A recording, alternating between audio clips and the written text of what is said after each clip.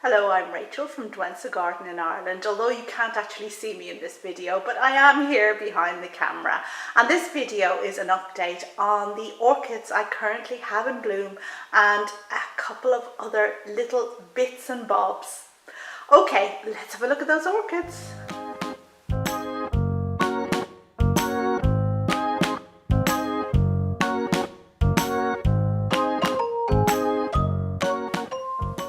It is a while since I made an orchid update, so we've lots to talk about and I've lots to catch you up on. If you're new here, I grow my orchids on windowsills in the house here in Ireland, the highlight ones on south-facing windowsills. I do actually have a couple of grow lights as well, where highlight ones do their best to get what the Irish sun can't provide. In any case, we're going to start off this video by having a look at the orchids in front of us, and you can see that it really is Paphiopedilum time because I have 3 slipper orchids in bloom at the moment and 2 Oncidiums, but there are others as well which we'll go through in a short time. I'm going to start right here with this cute little path that has just come into flower, and you can see that the wings or sepals and petals on this plant aren't fully open. They're still kind of curved in, and that's because it's just newly opened. But this is a beautiful little hybrid cross which I picked up a couple of years ago, and I have found it to be a reliable flowerer. It's quite a small one, which you can see by the size of my thumb going in here. And look at the cute little dimple he has on his chin this year. I have no idea what that little protuberance is about, but I think it's a very interesting feature.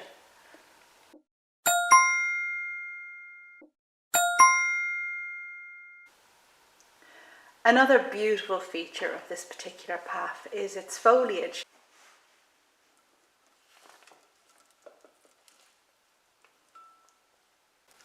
As you can see, I grow this plant in a plastic pot, which is kept moist. The medium is kept moist, just moist, well, I guess the whole of the time, because when I go to water this plant at the end of the week, very often it will still have a little bit of humidity in it, and I cover the top of my plants with moss, sphagnum moss, just to do an extra job of trapping a bit of that moisture in.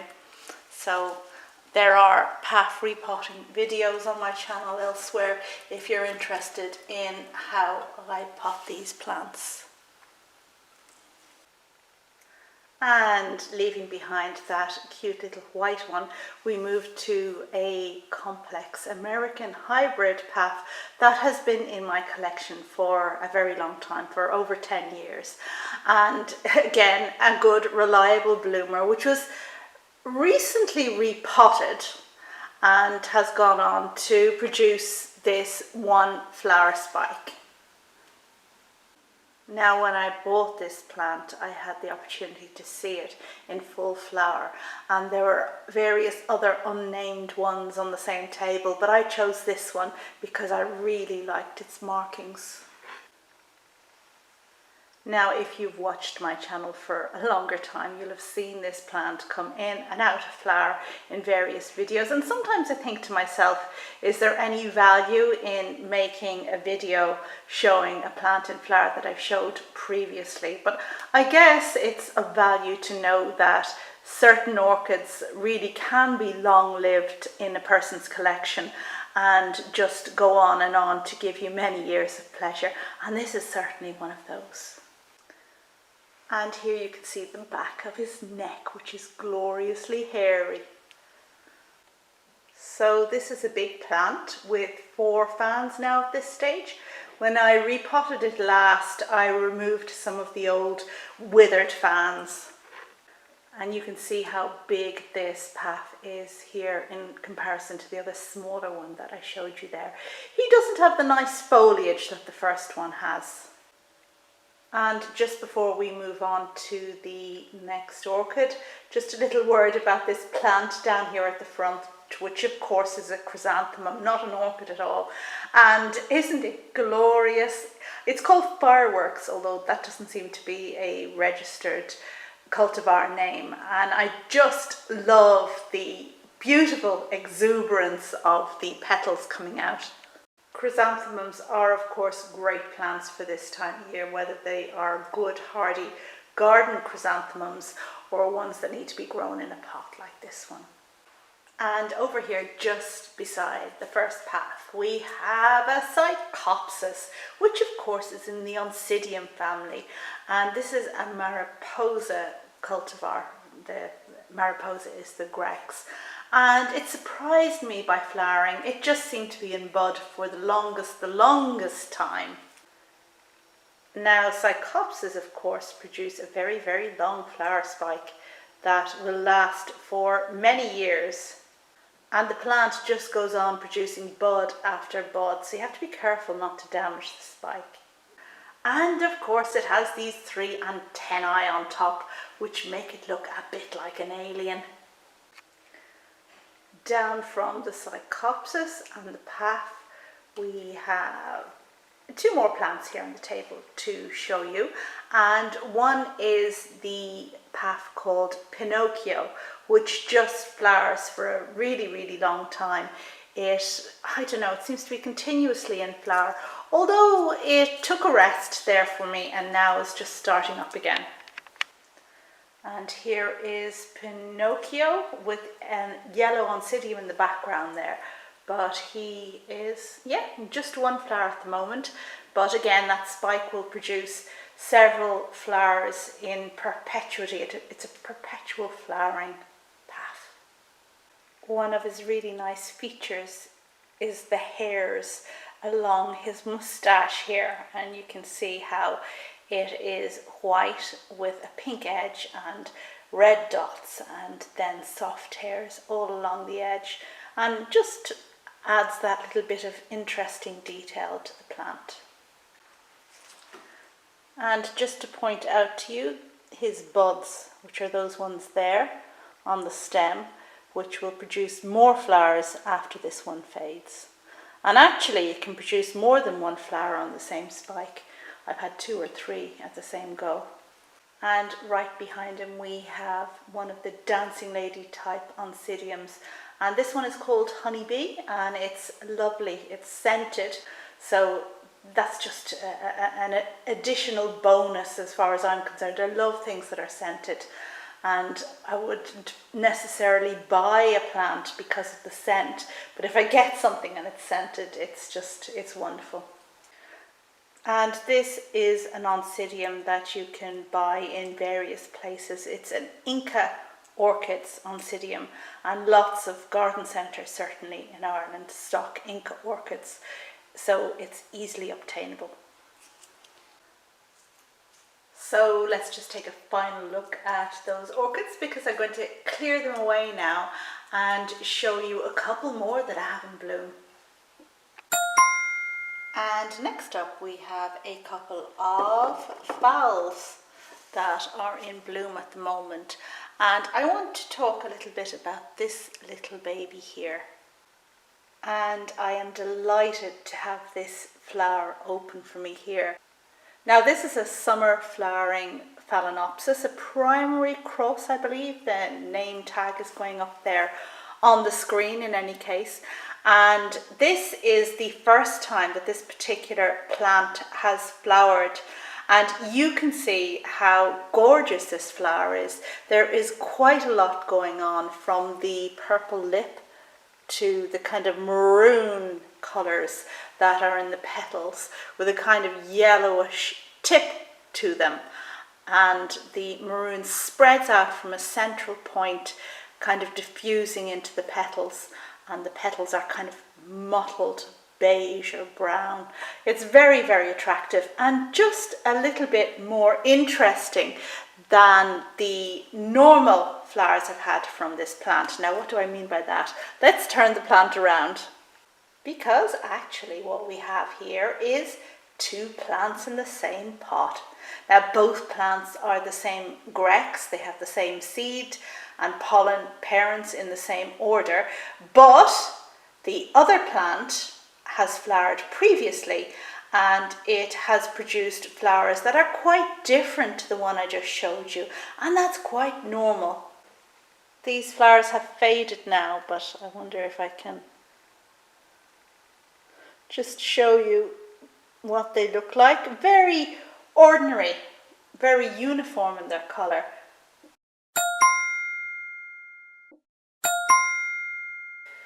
But there is another spike on this side.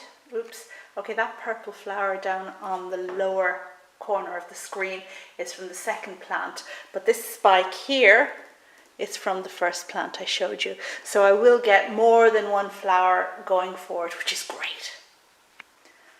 And it has quite a delicate scent too, which is always a plus. Now, I really love the look of this plant. If I can show you how extensive it is. It's two plants, like I said, but I just love how it spreads out. I love the way it has roots, aerial roots that go up. It seems to have enough roots that go into the soil for it to do well, and I just love it. I'm going to have to separate them out though, of course, because these purple flowers aren't as good as the one I just showed you. But all in all, a really nice plant. And as I said, scented too. And of course, we also have Elegance Peach in flower, which is a hybrid and has decided to give me 4 flowers at the moment, which I'm grateful for. This one really has pretty markings. There's a lot going on in there. Okay, so some of you are probably wondering, what about Cattleyas? Have you no Cattleyas to show us? And in fact, I do. So the really big news this year is that my Sobralia finally flowered. I bought this giant orchid in the plant market in Madeira 5 years ago. I've no idea what possessed me to get such a large plant with blooms that only last one day, except that I'd never seen such an orchid for sale before. I spotted it at the market and pondered the purchase overnight. That evening my friend saw I was distracted and informed me that I'd be going back to the market the next day to buy the Sobralia. She knows me so well because that's exactly what I did. Sobralia is not in the Cattleya alliance, but you might be forgiven for thinking it is because the flowers are really Cattleya-esque. So this plant did nothing but grow bigger and bigger for 5 years, and then this year, in early spring, it showed signs of flowering. Buds formed on the tips of its spindly canes. Finally, on the 30th of June, the first bloom opened, and it really was stunning. The bloom was about the size of my palm, and the lip. Oh, you could just lose yourself in the pale pink, pleated lip. As anticipated, the bloom lasted just 1 day. But the next day, a second bloom appeared, and the day after that, there was another, then another. Sometimes I actually had 2 flowers open at once, and on one single occasion I had 3 flowers all in bloom at the same time. Flowers came in succession from the same point at the cane tips.